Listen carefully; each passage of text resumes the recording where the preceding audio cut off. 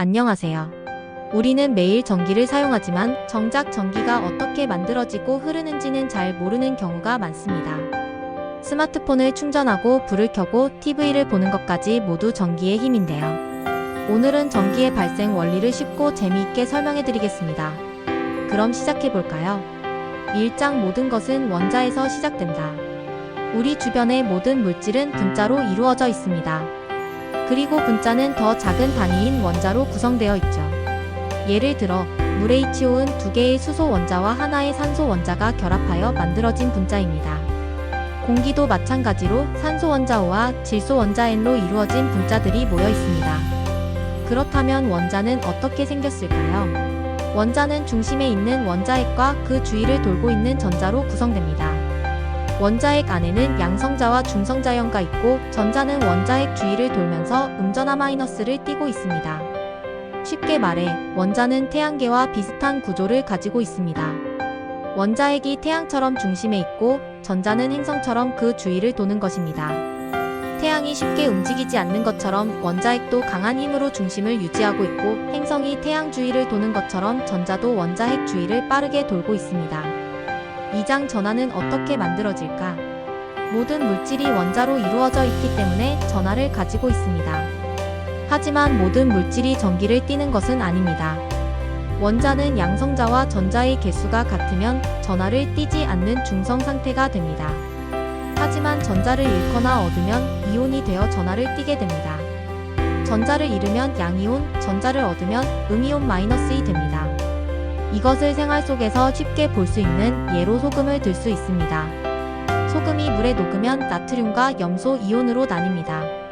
물속에서는 이러한 이온들이 자유롭게 움직이면서 전기를 흐르게 할 수도 있습니다. 그래서 바닷물은 전기가 잘 통하지만 순수한 물은 전기가 통하지 않는 것입니다. 그 이유는 전기를 흐르게 하는 전해질이 이온화된 물질이 부족하기 때문입니다. 전류는 자유롭게 움직이는 전하이온이나 전자에 의해 형성되는데 순수한 물은 정기적으로 중성 상태이며 이동할 수 있는 이온이 거의 없습니다. 반면 바닷물에는 나트륨 나과 염소 Cl 같은 이온이 풍부하기 때문에 전류가 쉽게 흐를 수 있습니다. 이처럼 전자의 이동에 의해 전기가 발생하는 것이죠. 3장 전자가 이동하면 전기가 된다. 전기의 시작은 전자의 움직임에서 비롯됩니다.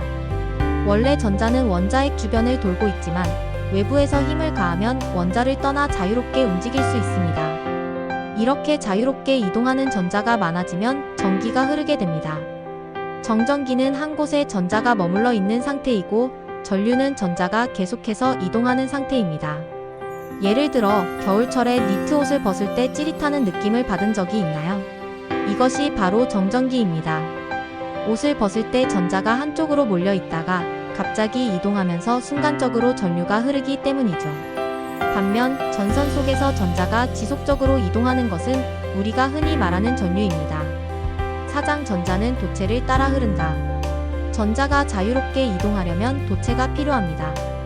도체란 전자가 쉽게 움직일 수 있는 물질로 구리, 알루미늄 같은 금속이 대표적인 예입니다. 반대로 전자가 쉽게 움직이지 못하는 물질은 부도체라고 하며 플라스틱, 고무, 유리 등이 이에 해당합니다. 생활 속에서 도체와 부도체를 쉽게 구별할 수 있는 방법이 있습니다. 전선을 감싸고 있는 피복은 플라스틱이지만 전선 내부는 구리로 되어 있습니다.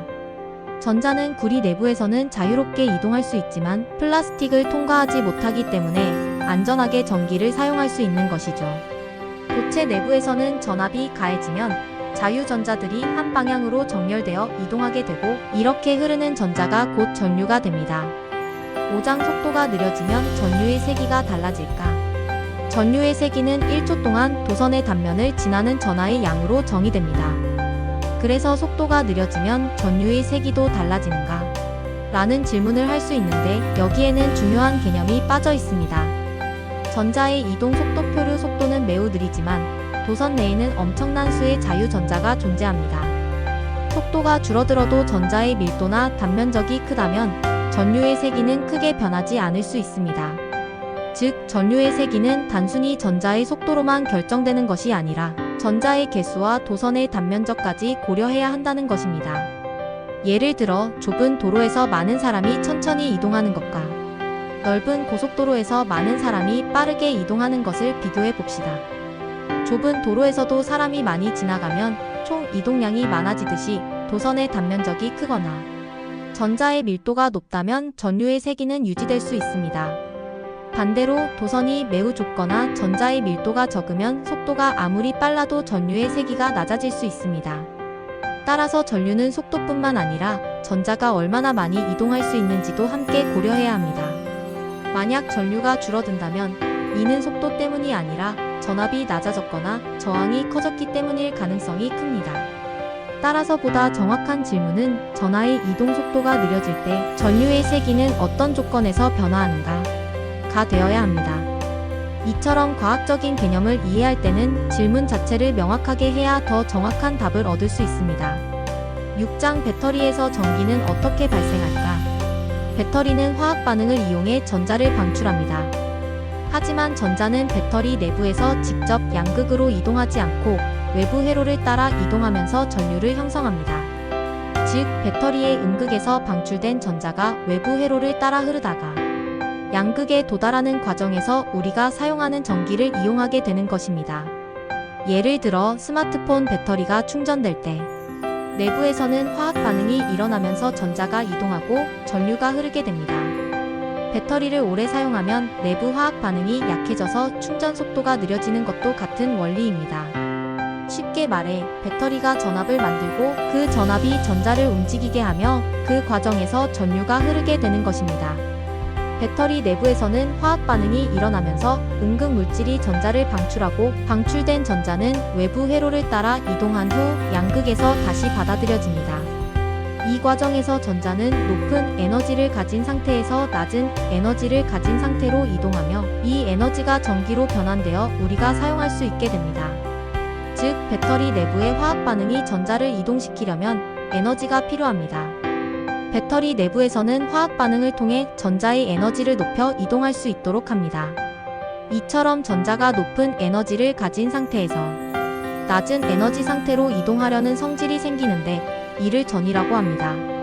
즉, 배터리 내부에서 만들어진 전이 차이가 전압을 형성하여 전자의 흐름을 유도하는 것입니다. 결론, 전기의 흐름을 이해하는 것이 중요한 이유. 오늘 우리는 전기의 발생 원리를 배웠습니다. 원자에서 시작하여 전하, 전자의 이동, 전류와 전압, 그리고 배터리의 역할까지 차근차근 살펴보았습니다. 전자는 원자의 일부이며 이동하면 전류가 발생합니다. 전류는 단순히 한 개의 전자가 움직이는 것이 아니라 수많은 전자들이 한 방향으로 일정하게 흐를 때 형성됩니다. 도체 내부에서는 자유전자가 무작위로 움직이고 있지만 외부에서 전압이 가해지면 전자들이 특정한 방향으로 정렬되어 흐르게 됩니다. 이 과정에서 전자가 이동하면서 에너지를 전달하게 되고 우리가 전기로 활용할 수 있는 전류가 생성됩니다. 즉, 전자의 집단적인 흐름이 곧 전류이며 이 전류를 이용하여 다양한 전자기기가 작동하는 것입니다. 전압은 전자를 이동시키는 힘이고 저항은 전자의 흐름을 방해하는 요소입니다. 전류는 배터리 내부가 아니라 외부 회로 도선을 통해 흐릅니다. 배터리 내부에서는 화학 반응이 일어나며 전자는 외부 회로를 통해 양극으로 이동합니다. 이제 전기의 원리를 이해하고 실생활에서 전기의 흐름과 작동 방식을 쉽게 파악할 수 있겠죠. 이 영상이 도움이 되셨다면 좋아요, 구독, 알림 설정 부탁드립니다. 다음 영상에서 만나요.